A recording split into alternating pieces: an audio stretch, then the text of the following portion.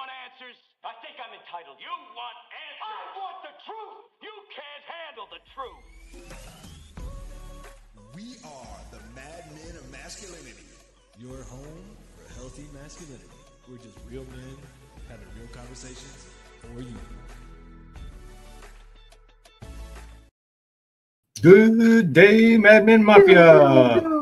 I am Kirk M. Samuels. And I am Jason B. Kendrick. And we are the Mad Men of Masculinity. That's right. We're just real men having real conversations for you. For you. Not for us, for you. For you, real conversations. We talk to ourselves all the time anyway, so this is for you. We talk all day to day, as a matter of fact. Yeah.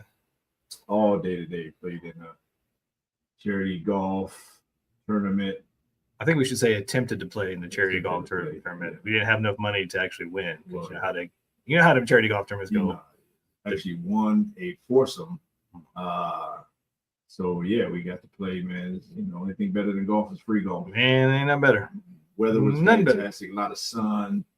That's why I'm a little more red than usual. And so we had a great time. If you're watching us on Facebook or YouTube, that's why we got these grimy hats on. Mine is backwards because when I turned it forward, the headphones don't fit.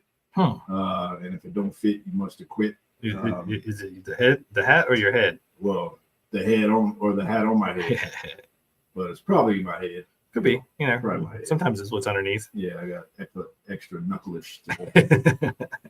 Extra knucklish. Some extra knuckle today. Speaking of extra knucklish, this might be a very golf heavy themed episode, but we are talking about facing adversity. Only because it's fresh. Well, it is fresh. In our minds. And we did face a lot of adversity on that course because we played Black Bear out in Parker, and it's hard.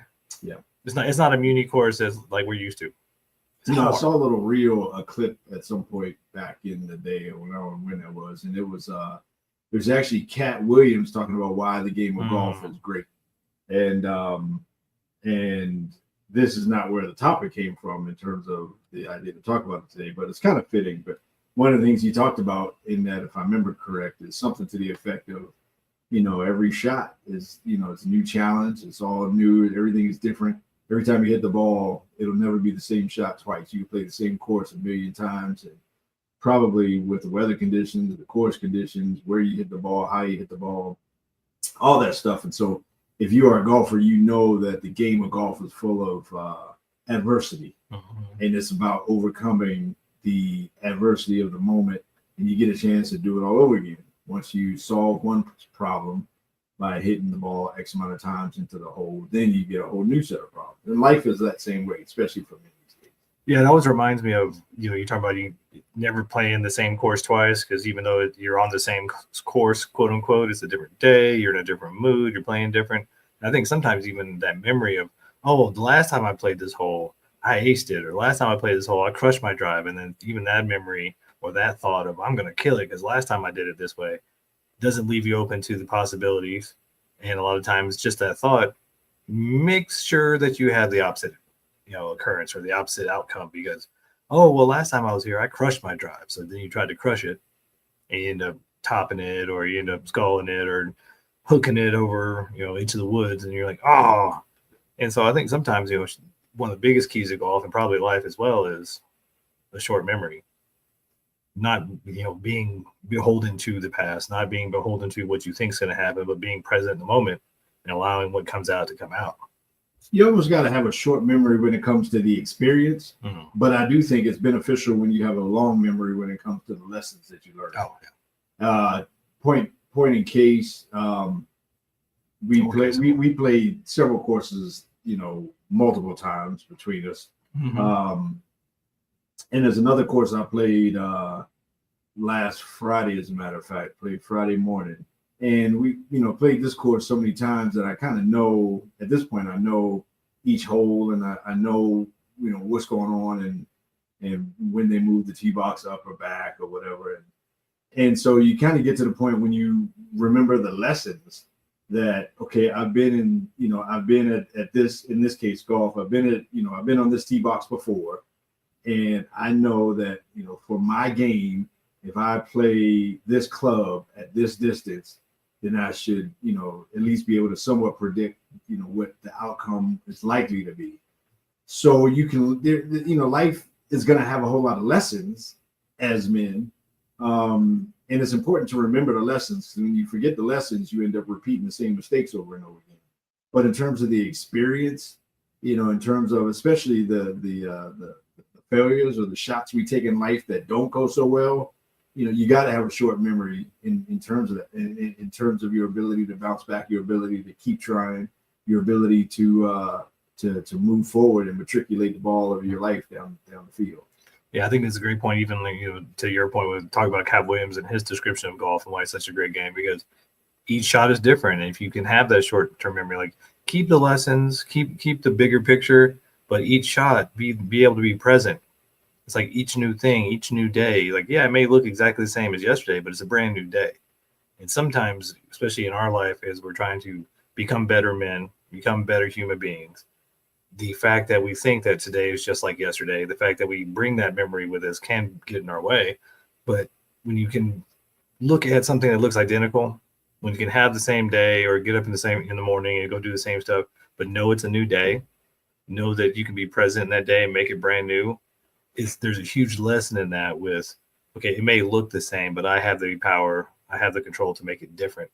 I have the ability to turn what looks the same into something brand new. And a lot of that just has to do with being present and being willing to be in the moment and realize that, just because it looks the same doesn't mean it is the same. Because it's never going to be exactly the same in life, especially when there are times in life, there have been times in my life anyway, where I think I have failed at this thing, whatever this thing is. And I get up to the plate and or get up to the tee box. I approach the ball, and in your head you could be thinking, first of all, if you're thinking, you're probably off point anyway. Right. You're probably going to mess up anyway if you're thinking.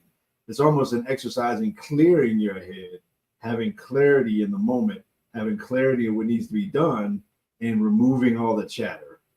Because a lot of times when you step up to that moment, when you step up to the ball on the tee box, or to the moment in the boardroom, or in the bedroom, or at the school, or whatever it is in life, when you step up to that moment, one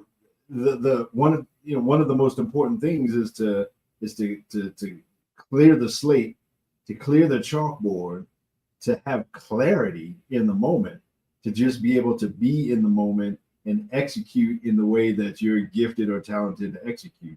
Otherwise, when you step into those situations, and if you're anything like me, you got the chatter, you got the voices, you got the doubts, you got all that kind of stuff, and man, it can just be a crowded conversation going on up in there.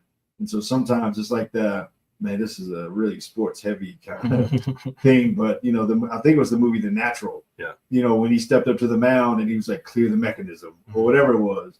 And all of the crowd noise and everything just went away, and it was just him and the batter. And that's kind of one of those things in life where we have these adversities, these challenges, and when you step up to the ball, whatever the ball is, whatever the plate is in your life, whatever the pitcher's mound is, whatever metaphor you want to use, when you step up, you almost have to be with the adversity, but not in the adversity in terms of your mindset and that inside talk, that inner talk. Yeah, it reminds me, there's a great book called The Magician's Way, and the front part of that book is very golf heavy, and it's basically a treatise on how life can work and how things can work by using golf as an example, by saying you want to picture your shot, and then you want to trust your body that is way smarter than you and your subconscious to make that shot happen. But to Kirk's point, when you're thinking about it and thinking about the last shot, thinking about the last game, or the last time you're on that hole, or last time you're on that tee box, thinking about all these other things instead of trusting. And that's why some of the best shots we ever have are the ones where your brain's off. You're not, usually it's like you're in the middle of a conversation. Oh, it's my shot. And then you just step up and swing at it, and pow, it's the best shot you've had all day, because you're not thinking about it. You're allowing your natural instincts, your natural talents, your body's intelligence to take over. And a lot of times in life, that's how we get in the way. You want to have a clear picture of what you want your goal to be, but then you want to have flexibility on how you get there. There's a personal development course I did, and one of the biggest lessons they teach is, they call it, intention mechanism. And they say, well, how much intention and how much mechanism do you need to achieve your goal? And the trick to it is that you really need 100% intention, and the mechanism is secondary, because you can use 100 different mechanisms to get to your goal, but the intention needs to be 100%, because what's your intention? I want that goal. I want this outcome. I want to have this thing. How you get there is secondary. Doesn't matter. You can use 100 different things to get you there. And a lot of times, especially like when you're playing golf, you got to switch clubs, you got to switch distances. You have to switch your aim, your grip. You got to switch your swing. You got to switch all these different things. But the intention, the goal is the same. So being 100% on your intention and allowing whatever function or allowing whatever tool to come to you is a secret to life, and how you face a lot of adversity and how you can overcome adversity is by not getting stuck on the tool. So many of us get stuck on the tool. It has to be this way. I have to use this tool. This is the only tool I know how to use. If all you have is a hammer, everything's a nail. But having flexibility with, this is my goal, but how I get there doesn't matter as long as I get there. Sometimes your greatest adversity in the moment is your lack of clarity. Sometimes in whatever the particular moment is, if you can just gain clarity, meaning being clear in the moment and being present in the moment, then you've already taken your first step in terms of that greatest, adversity. It happens so many times, it's ridiculous. And one of the guys we were playing with today, it happened on a matter of fact, it was the last hole when he was teeing off. He was looking down and there was these two bugs, these bee looking things, and they were flying right around his golf ball and like landing on a golf ball and all this other stuff as he is, addressing the ball as he's about to hit it off the tee. And, that's how life is.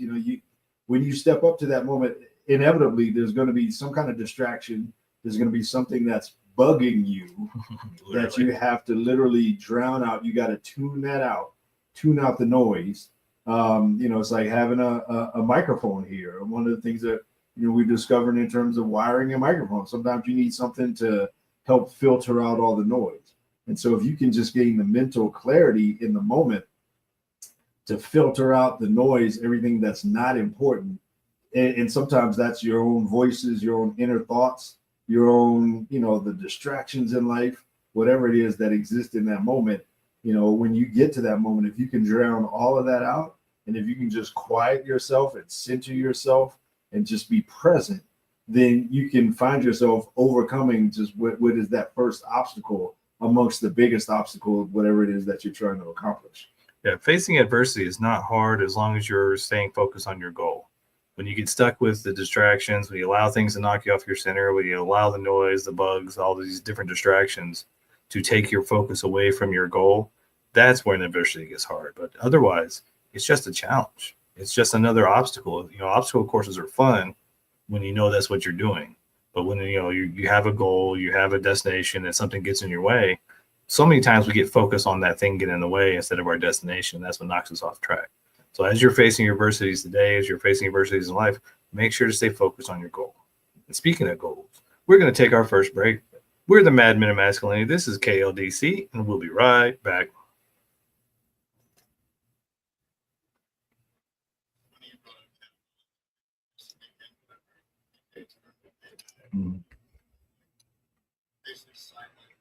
Was it? Wow. Oh, that's amazing. Wow. Love Cat Williams. He's one of my favorites. That'd be a trip, man. I'd like to. He has some like good, like perspective, introspective kind of stuff, man. Yeah.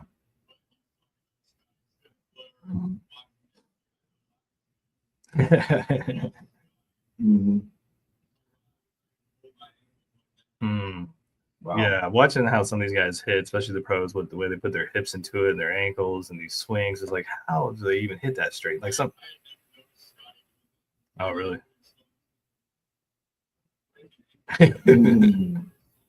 On my leg. Yeah. Yeah, it's all those little things, all the hip motions and the ankle motions, and just how, especially some of these long ball hitters, the way they hit is crazy. All right, so are you ready? Yeah. Do we have a timer? Okay.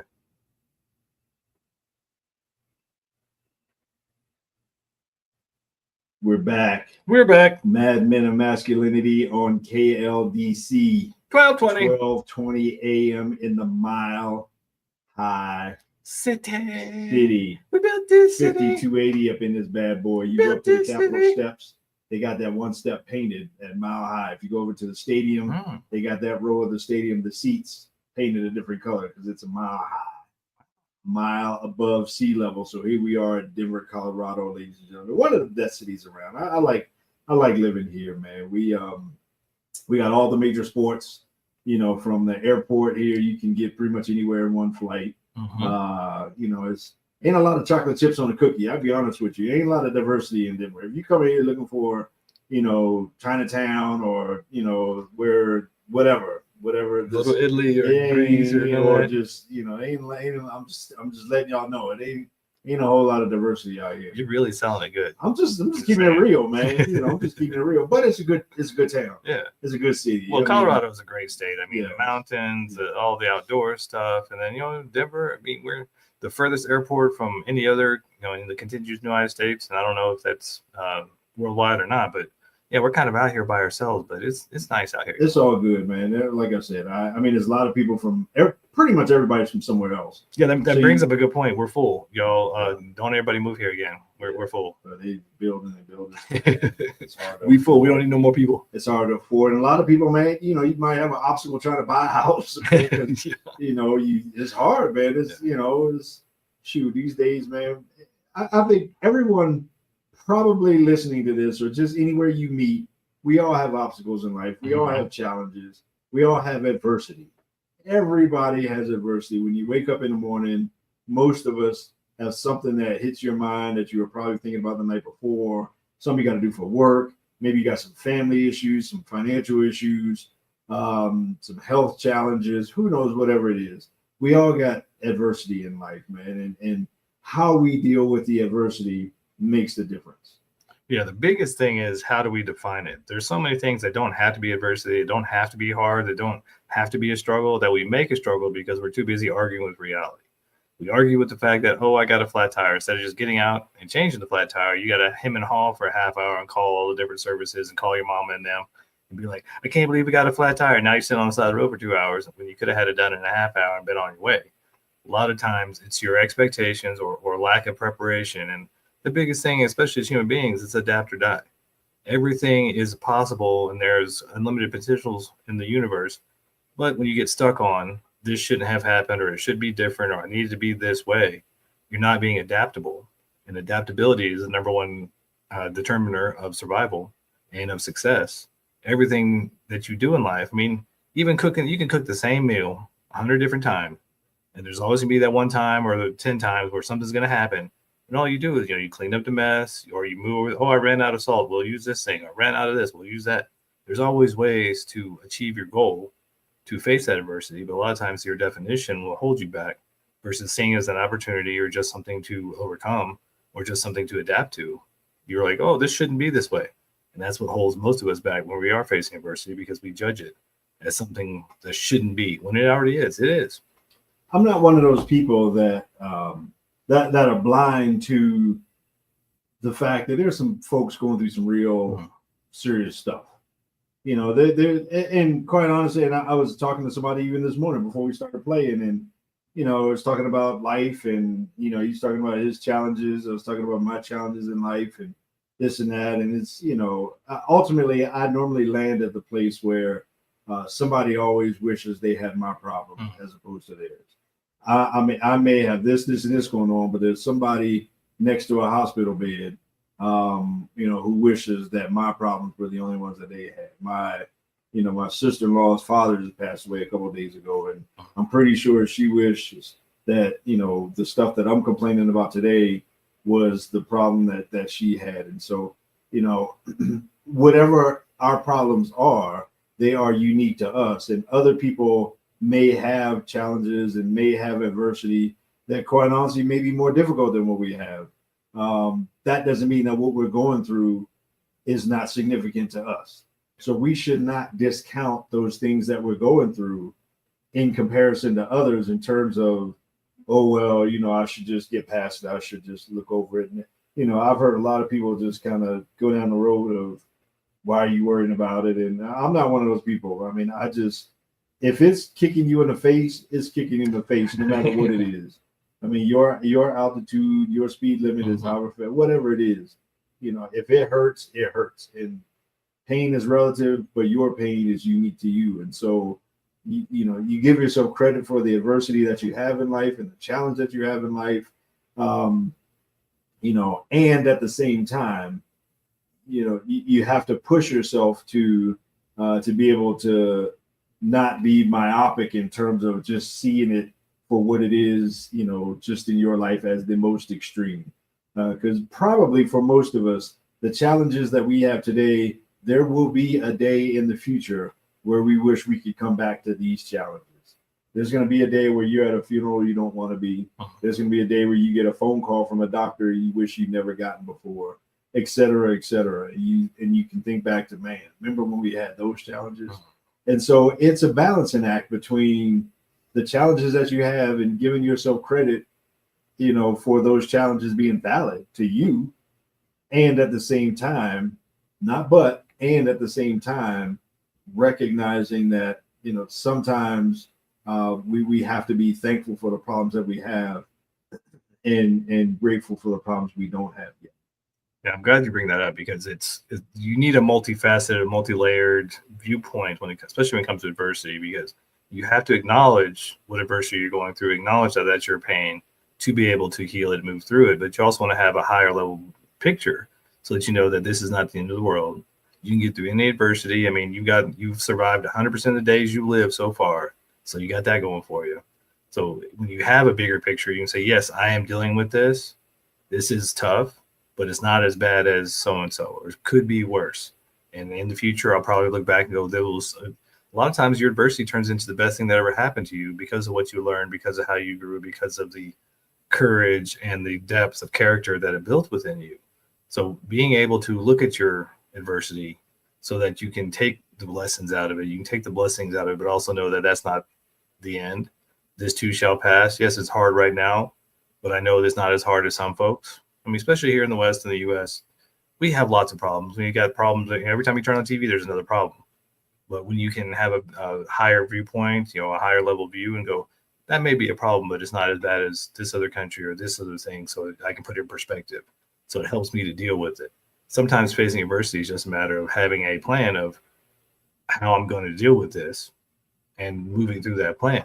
Because sometimes, I mean, there's so many examples. I think one of my favorite movies now is The Martian. I love the book as well, but he's stuck on Mars by himself. His crew left him. They thought he was dead. And then he just works the problem. And then he had some more problems, but he never gave up. He kept moving forward. He kept working the problem. And that's how life is. Sometimes you don't have the tools you need to face the adversity you're in right now, but you'll gain them by facing that adversity. Sometimes it's, sometimes God gives you the test before he gives you the answers. That's just how life works. As you work through whatever that adversity is, and as you keep working through whatever that adversity is, ultimately you gain perspective. And perspective is a key word because perspective brings things into focus, whether it's bigger picture or whether it's little picture.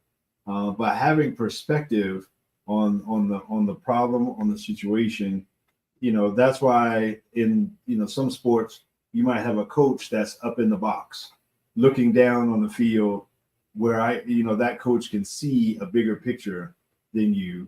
Or just a coach on the sideline that can see something you can't see. Because when you got 400-pound linemen trying to bear down on you, it's great to have somebody saying, "Hey, I don't know if you see this or not, but here's what they're doing." So being able to have perspective is key. And alone by yourself, the best way to gain perspective is to keep grinding, is to not quit. And to keep working whatever that adversity problem is, whatever that adversity challenge is. But none of us get to escape life without adversity, or really escape a day, a week, a month, whatever it is without adversity. And so we must just maintain the grind. We must stay in the fight, stay in the battle, and as we gain experience, as we gain perspective, that thing that we're dealing with in terms of adversity will begin to change. Yeah, and that's one of the reasons we highly promote having guys around you. We highly promote having a spiritual viewpoint, whether whatever religious focus you want to have, that's fine. But focus on something bigger than yourself. Having something that is a guiding principle in your life to help you during those times really helps a lot of people. One of the reasons we lose so many men is they don't have a spiritual practice. They don't have a group of guys around them. They don't have anything to widen their perspective, to give them another perspective, to make them feel like it's worth continuing. And so they get stuck in that myopic vision of this is all there is, this is all I got, and I can't do anything about it. You get stuck in the hole, and then you feel like, well, there's nothing I should do but leave.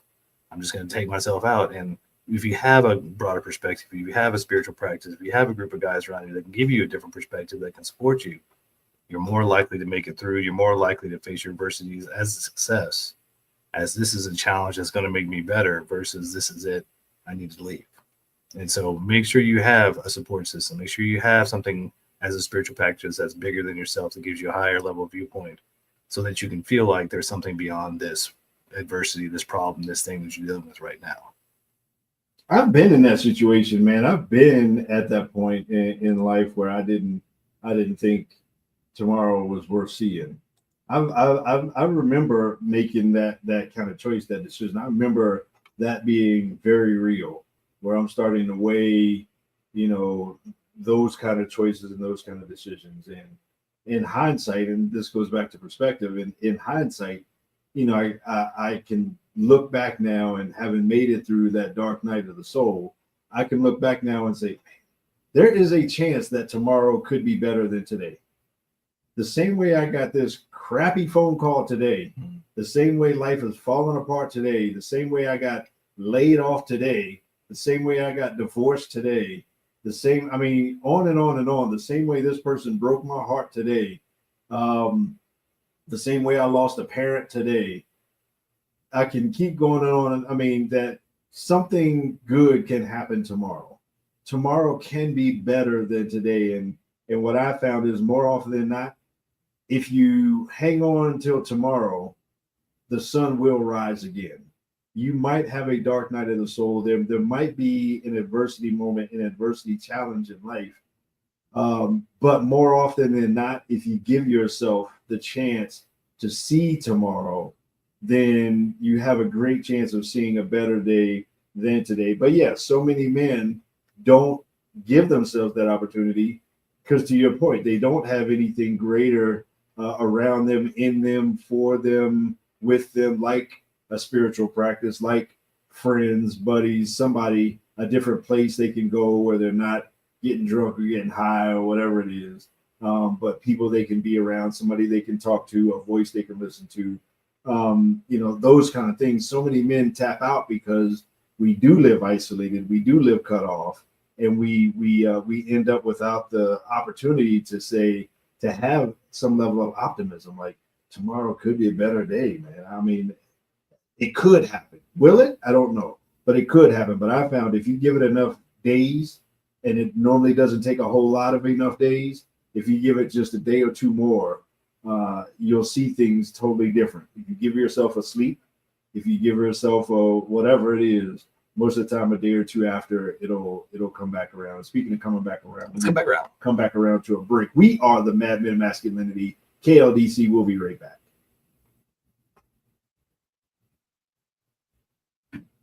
Coming back around. Who knew this would turn into motivation? I'm telling you. But Well, maybe it's motivation for somebody. Maybe somebody. We'll tie it back into the summit too. Maybe somebody's struggling out there. Yeah. Whoever you are, maybe you're struggling and you don't. We didn't plan on. No. We really gonna talk about golf. All we talked about, we silliness. planned to talk about golf and adversity. And here we go. So if you're out there, and if you're watching this on Facebook or YouTube or wherever else, and you on the struggle bus, maybe this one's for you. Yeah. No, you're not alone. We've all been there. And yes, the day tomorrow is a new day, and it can be a whole new world for you if you just wait it out. Yep. No diggity. No doubt. Let me see, man. Somebody text me. Oh, that's bad. Right? Yeah. And we're back. Yeah. Welcome back to the Mad Men Show. Yeah. You're on KLDC, 1220 AM in the Mile High City. That's right. On I'm the Jason. interwebs, everywhere. That's Kurt. We're wearing our orange and blue today because, didn't even plan it, but, Broncos colors. It's Broncos season again. We're about to get to do it. Just started, man. And gotta do it. You're about to get into it. I'm glad preseason's back, man. I miss football. I miss football, man. I'm glad it's back. It's back. It's pretty quick. All of a sudden, these guys are playing football and, man, teams are doing their thing and all that. You speaking of adversity, man, those guys. Talking about putting up. Basically, sport is organized adversity. Yes. Just the whole idea of sport itself. Yeah, it's and whatever sport it is, it's competition, but it's organized and expected and planned for adversity. Because you're to have competition, you got somebody else that wants a goal that you want, they want to get it just as bad as you do. So they're going to put whatever adversity, whatever blocks, whatever challenges in your way so that they can be the victors versus you. So you got to plan for that. And guess what? Life is very similar. If you don't plan for adversity, if you don't have a plan, if you don't even think that, something bad's going to happen, if you're Pollyanna and like, life is going to be amazing, it might be 90% of the time. But there's that 5% of the time you got to have a backup plan. You got to have somebody there to be supportive of you. You got to know how to handle these things. And I think that's why a lot of times for us, especially as younger men, we tend to have more problems because we don't have the experience to realize that this too shall pass, that you can get through this adversity because you got through all this other adversity. And sometimes you just need to have a little bit of experience. But if you're impatient, and I've been impatient a lot of my life, if you're impatient and you don't give yourself time to learn the lessons, and you don't give yourself time to be a human being and go through the challenges, you won't gain the wisdom and experience that you need. And that's why I think a lot of times guys tend to take themselves out too early because they think they have that perfectionist mindset. I shouldn't be struggling. I shouldn't have challenges. Everything should be easy. Well, it's not. It's life. And it's, one of the things that we don't think about quite a bit is that they've tried to grow trees in a controlled environment, but without the wind, the trees would just fall over. They need the wind. They need that challenge to strengthen themselves, to get deeper roots, to have thicker trunks, to have all those things. So whatever the winds of life, of change are going on in your life, that's there to strengthen you. So don't let it blow you down. Don't let it take you out, and don't be impatient. Being prepared for adversity, and especially even if you talk about sport, if you talk about golf, there's going to be a situation where I'm going to step up to a tee box and I'm going to put my golf ball on top of a little peg of wood, and I'm going to be looking at a golf course of some kind of shape ahead of me. And let's say it's a par 5, 485 yard hole. Okay, when I'm stepping up to that tee box, I'm going to need a driver in my bag. Also on that same hole, there's going to be a point where it may be several strokes in, but there's going to be a point where I'm going to be on a really flat surface with nothing but me and the hole on this thing called the green, really short grass, and I'm going to need to not hit it a couple hundred yards. I'm going to need to just tap it, and just tap it in, find the hole, ball, find the hole, and that's all I need to do. So I'm going to need to have a putter in my bag. And so when we prepare ourselves, and this is where we fall short as a society, I think men are not prepared with the necessary things in our tool bag in order to meet the adversity that we find along the course of life. Most of us were not issued, even on a tool belt like doing construction, for example. Most of us were not issued all of the tools necessary in our tool bag to build the things that we're going to need to build in life. Most of us were not issued all the things in our golf bag to play a good round of golf. Most of us, are having to figure stuff out as we go along, and we end up trying to use a driver on a putting green or a putter on a tee box, whatever it is, because we're just trying to do the best we can with what we got. And it looks awkward. It looks weird, and we can get embarrassed because I don't look like, this guy with the big Bertha, so when I hit my ball with my putter, it goes this way or that way. It looks weird, blah, blah, blah. And so in our culture, we don't prepare young men to be men with necessary tools in their tool bag and or reinforcement or coaching or advice or encouragement, all of the things. And so when we get there, I end up being a husband and a father, and nobody ever told me what a husband or a father is. I end up being a man, quote unquote, but nobody told me when I became a man. Nobody told me what a man is. And nowadays, it all depends on who you ask. Yeah. Nowadays, is you got people just claiming they this and they that anyway. But so, one of the things that we have as a challenge in our culture is we're not prepared as men for the challenge and the adversity that we have ahead of us. Yeah, and one of the things that, whether it's the court system, whether it's society at large, one of the things that's really a detriment to young men nowadays is that, and ladies, this is not a dig on you, but you're not a man. And we have a lot of single mothers out there trying to teach their young boys how to be men when they're not men. They don't have them spend time with their fathers because you're mad at him for whatever reason, or you're just trying to get money out of them. They don't have them have a mentor, no uncles, no big brothers, nothing like that. So these young men are doing the best they can with tools they haven't been given. And ladies, you don't have the tools to give them. So if you love your son, you want him to be the best version of a man he can be, he needs to be around other men, older men with experience, mentors. He's right in the title, mentor. This man needs to mentor your son, give him the tools that he's learned through hard work, through experience, through years, through decades, probably from other men that were older than him, and pass down this wisdom. But by expecting young men nowadays who don't have the tools to be all these different versions of men, depending on who you ask, that you want them to be, and then you wonder why they're taking themselves out. You wonder why they're depressed. You wonder why they're hooked on some substance or alcohol or something, because they don't feel prepared. They don't feel like they have been given the tools, the skills, the knowledge to be the best version of men they can be. And they just feel like no matter what they do, they're losing or they're wrong, because all you got to do is look on social media nowadays, and it's just one thing after another about how it's men's fault and men are wrong and men are dumb and men are this and men are that. When these poor men have either been trained by their single moms to be nice guys, didn't have a father figure in the home, didn't have mentors, didn't have a rite of passage, didn't have all these things that used to be standard back in the day for men to know that young boys know that they were becoming men. These are the tools you need to be a good man, to be courageous, to be compassionate, to be gentle, to be strong, to be foundational, all these different things. So for a lot of us, in my example, especially, I had to learn these things and teach these things myself and go find these mentors as I got older in a lot of cases, so I could gain that skills, gain that knowledge. And so we're just saying there is a way and there is a path for young men to be the best version and get all the tools and skills they need. They just need to have older men representing and being mentors to them.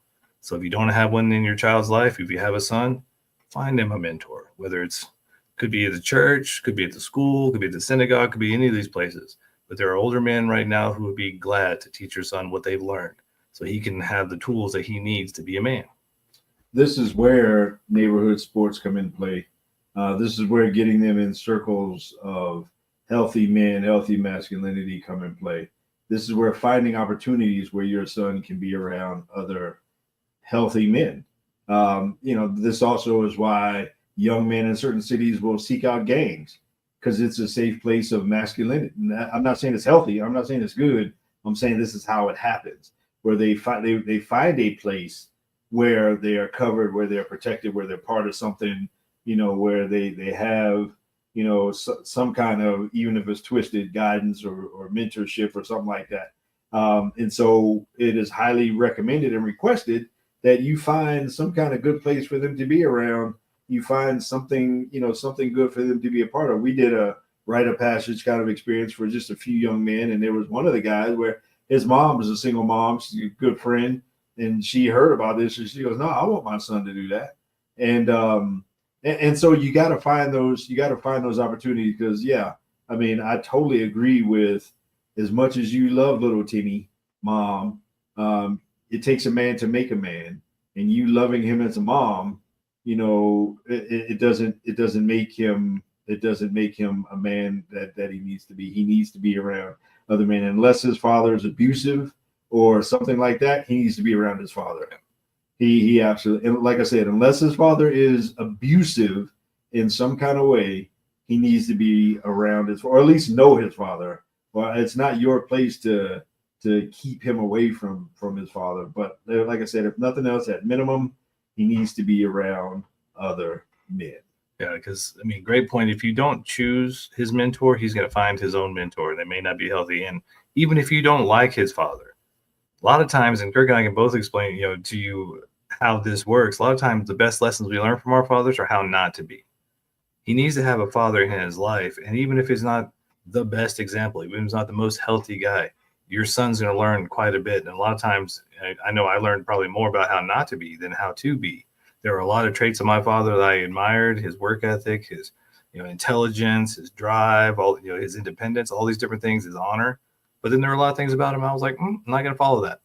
But you don't get to have that choice if you don't have that experience or have that example. So young men need to have their fathers in their lives, whether you like him or not. He's still going to be a good example, whether it's what to do or what not to do.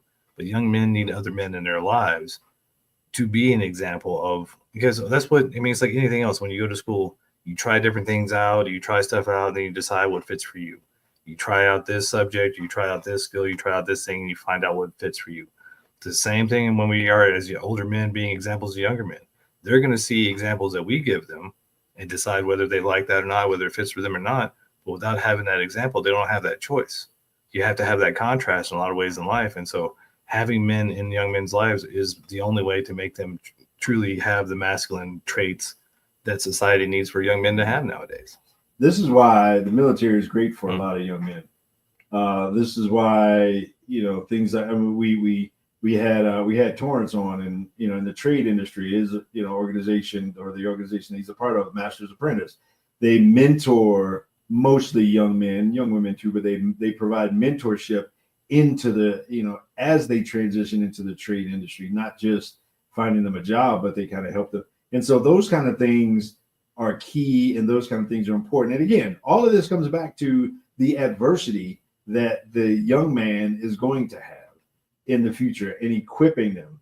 Because we went through, if you look over this last generation and a half, we went from, sitcoms with a good dad in the household to, Homer Simpson and Al Bundy, and where the dad was the laughing joke in the household and all those kinds of things.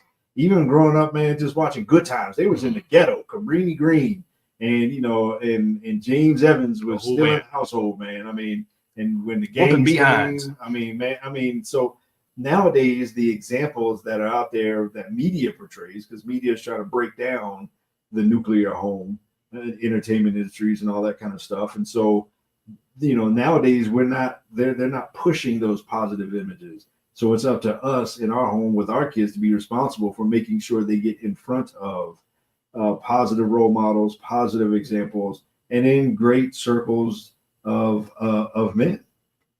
Well, we'll come back from this break and talk a little bit more. We're going to talk about the Men's Summit, and we're going to dig into more about facing adversity as a man, and for you ladies as well. We'll dig into a little bit of that. So we'll be right back. We're the Mad Men of Masculinity. This is KLDC.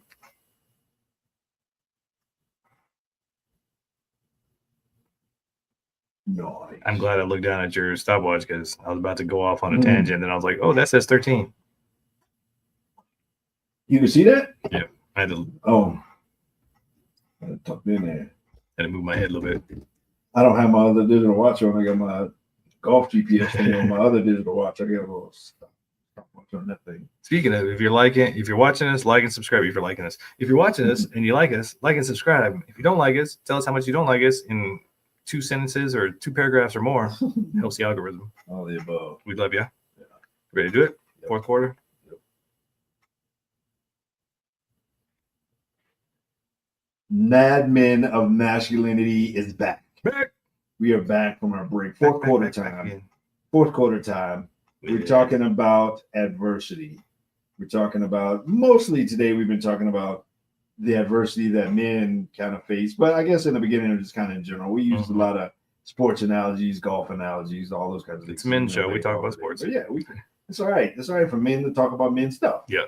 But it's all right for us to have our spaces. We do want to include you ladies, because Kirk brought up a good point about how the media and entertainment is trying to separate the nuclear family and what we consider a normal family household. And when you really get into the numbers, into the kind of influence that is going on, a lot of this feminist movement stuff for you ladies about going out and being a big, a strong boss babe and doing your own stuff and paying your own bills. Well, guess what? Back in the day, there was only one person in the household getting taxed. Now there's 2. And now you go out on your own and you have to do everything. You got to be that strong, independent woman. You got to be the mom. You got to be the dad. You got to do all these things that you weren't even meant to do. And so if you want to have support, if you want to have a healthy, happy family, you need a healthy, happy, masculine man in the household, which means you don't want to be in your masculine. It means you want to be in your feminine so that you can have that polarity. And there's a lot of things that you are giving up, a lot of things you're having to do, a lot of extra stuff because of the influence of media and entertainment about strong alpha boss babe and you don't need no man and all stuff. Well, guess what? I bet you're tired. I bet you're stressed out. I bet there's a lot of things you wish you didn't have to do. And if we focused on how we as a society, how we as a family, how we as humans best face adversity, that's together. That's in a community, that's in a family, that's in a village, it's in having support. So whether you're male, female, whatever you're calling yourself these days, you need a community around you. You need help. You need to have support. You need to have a bigger vision. You need to have something to help you through all the adversities of life. But when you try to white knuckle it and do it alone, and Kirk and I can speak on that all day long, trying to be the Lone Ranger don't work. The Lone Ranger had Tonto. He still had support too. So you make sure you have a higher vision for yourself. Make sure you have support. Make sure you have something to look forward to so that when the storms of life come, when the adversities of life come, you have a toolkit to get through it. You're always going to do better in adversity when you have others with you in adversity. You're always going to weather the storm. You're always going to fight the battle. However you want to put it, you're always going to do better when you have someone with you in and through adversity. I'm thinking of a time when I did one of those obstacle course races, the Spartan race, and I did it down in Fort Carson, Colorado. They said I think it was a sprint. They said in theory it's going to be about a 5K. Come to find out at the end that they always lie, and they never tell you how far it's going to be, and most of the time it's going to be longer than that. And I did it with a buddy of mine, Brian, and if it were not for him, there's absolutely no way I would have made it through that race. First of all, some of the obstacles, they make them so that you can't do them alone. For example, they'll have a 10-foot straight up and down wall, no steps, no nothing. And the only way to make it over that obstacle is for one person to help another person up. And then once that person gets to the top, for them to reach back and help somebody else up, or multiple people help. But either way, they made some of them literally so that one person cannot overcome that obstacle alone. And so as we made it through that race, each obstacle that came up, if it wasn't for us having each other, but for sure me having him run that race with me, there's absolutely no way I could have made it through it. And life is that same exact way. And so when you have these obstacles, and whether you're speaking to men not living life alone, or whether you're speaking to women not living life alone, or whether you're speaking to women with a good man in their life, if you have a good man in your life and you're a woman, your life is easier. I'm saying that emphatically. I'm not saying your life is easy, because even when you're in a relationship with somebody, you're going to have obstacles. You're going to have adversity. That's just the way life is. And so just the two of y'all are going to be tripping sometimes, period. But at the same time, if you have a good man, he is going to create pathways for you. He is going to open up doors, literally or just metaphorically, for you in your life. He is going to hold up the roof, hold up space, create space for you as a woman. He's going to kill the spider. He's going to pump the gas. He's going to take out the trash. He's going to do things that make your life easier. And so when you can fuel that flame, then your life is going to be easier as a woman, speaking to women in that case. And as a man, same thing. When you have a good man or good men in your life is going to be easier. It just is, because you're going to have some support. You're going to have somebody that can hold space for you when need be. Even if you're riding in the car with them and they're in the passenger seat trying to boss you around as you drive. Even all these kind of things. Having good people, having good men in your life is essential for your life being easier, whether you're a man or for sure if you're a woman. And for all the ladies, I'm going to rebuttal because I can already hear you going, Well, my man never took out the trash. My man never did anything. My man never. Okay, well, there comes some responsibility about who you choose. And the most important decision you'll ever make in your life is the decision of who you choose to join with, who you choose to marry, who you choose to create a life with. Take your time, have patience, because that person in your life is either going to be a blessing or they're going to be a curse. And if you don't take the time to find out if they're a blessing, if you don't take the time, men and women, to find out who this person is deep down and whether they're going to be a good fit for you, whether they're going to be supportive of you, whether they're going to be a blessing or a curse, then, unfortunately, you have no one to blame but yourself. You should have taken the time to find out. I know a lot of times, guys, you get booty blind. Ladies, you're like, oh, he fits all these criteria. He's 6 foot. He's this and that. So I'm gonna jump in, but then you didn't check to see his character. You didn't check to see his mind. You didn't check to see who he really is. And then it's all his fault later on down the road instead of the accountability of, hey, I chose him. So make sure you make the right choices when it comes to relationships. And when it comes to adversity, make sure you make the right choices of who you call. Kirk talks about it all the time. You got to have a 10 p.m. friend, a midnight friend, and a 3 a.m. friend. These are the people that you can count on to answer the phone when you have some adversity. We all need a village. We all need multiple people around us to be supportive. And a lot of times we need a lot of people around us so that whatever we're going through, we can spread that around. We don't have to dump that all on one person and overwhelm them. We can spread that around with our community. But if you're isolated, gentlemen, if you're isolated, ladies, and you don't have a community around you, it's time to get one. It's time to find one, because the adversities of life are much easier to get through when you have mentorship, when you have community, when you have somebody who can say, it's okay, I've been through this. Here's what I did. Having people around you is necessary. We're communal beings. No matter how much we love the Lone Ranger and Rambo and all these fictional stories of this guy going off and saving the world by himself, it's just not true. And this is why I said a good man. I didn't say a man. I said a good man. A whole lot of ladies are settling for a man so they can post Facebook pictures of them doing cutesy stuff until the next guy comes around. And then if you look at their timeline, it's like a mugshot lineup of men of just doing cutesy stuff. Yep. I'm not talking about a man. I'm talking about good men. And to bring this all the way full circle, you probably will not have a better golf score until you play best ball in a tournament. The team that won today had a 27 under score. There's absolutely no way. Now, mind you, some of those where you can make a donation and you can, there's you get your first shot on the green or whatever it is.